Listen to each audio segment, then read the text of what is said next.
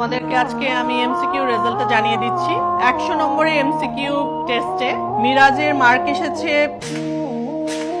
72, আর 100 নম্বরের মধ্যে সাথী পেয়েছে 86। সো এই রাউন্ডে মিরাজের চাইতে সাথী এগিয়ে আছে। আমাদের পরবর্তী রাউন্ড হচ্ছে ভোটিং রাউন্ড। ভোটিং রাউন্ডেও সাথীকে মিরাজের চাইতে এগিয়ে থাকতে হবে। যদি সাথী মিরাজকে বিট করতে পারে তাহলেই সাথী হতে পারবে ক্যাপ্টেন অফ দ্য ভিক্টোরিয়া।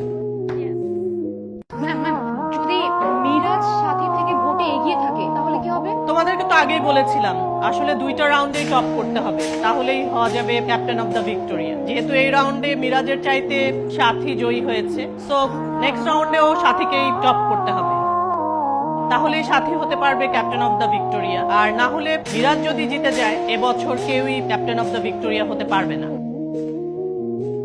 আগামী পরশুদিন আমাদের ভোটিং রাউন্ড হবে, তো তোমাদের সবাইকে পরশুদিন উপস্থিত থেকে ভোট দেওয়ার জন্য আদেশ করা হচ্ছে। সবাই চলে আসবে এবং তোমাদের ভোট দেবে। ঠিক আছে, ভালো থেকো। সাথীর সাথে পারলি না, কি দোষ? Yes I am. আমি ওর থেকে ভালো স্টুডেন্ট, তো আমার সাথে পাঙ্গা নিতে এসে কোনো লাভ নেই। আমার সাথে জিততে পারবি না। আমার জানা মতে এই স্কুল এন্ড কলেজে আপনার ভোট শুধুমাত্র 3টা। কোন তিনটা? এই যে ছাগলের 3 নাম্বার বাচ্চাটা তো তুই, আর ছাগলের 2 নাম্বার বাচ্চাটা আছে না, এই যে মিষ্টি দিতেছে, এই যে মুস্তাকিম। আর ছাগলের 1 নাম্বার লেডি বাচ্চাটা, হ্যাঁ ওটা কি জানো? ওই যে লামা। তোরা এই 3টা ভোট ছাড়া কোনো ভোট পাবি? এই আর কোনো ভোট পাবি রে? তার মানে তো ভোট নেই। ভোট যেহেতু নেই, শুধুমাত্র পরীক্ষায় ভালো করলে ক্যাপ্টেন অফ দ্য ভিক্টোরিয়া হওয়া যাবে না। আমিও ক্যাপ্টেন হতে পারবো না, তুমিও ক্যাপ্টেন হতে পারবে না। তো একটু কম নাচো, বেশি নাচলে জুতা ছিঁড়ে নর্দমায় পড়ে যাবে। সমাজ ভাই ভাই, ছাত্র সমাজ ভাই ভাই, ছাত্র সমাজ ভাই ভাই।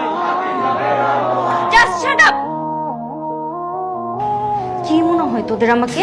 হ্যাঁ, তোরা যেটা ভাবছিস না সেটা হবে না। আমার বাবা এমপি, আমার বাবা রাজনীতিবিদ, তো আমার খুব ভালো করেই জানা আছে ভোট কিভাবে পকেটে ঢোকাতে হয়। স্যার, কান খুলে শুনে রাখেন, ভোটের দিন প্রত্যেকে আমাকে নিজের ইচ্ছায় ভোট দেবে। পারলে তোরা আমার ছিঁড়ে নিস, মাই চ্যালেঞ্জ।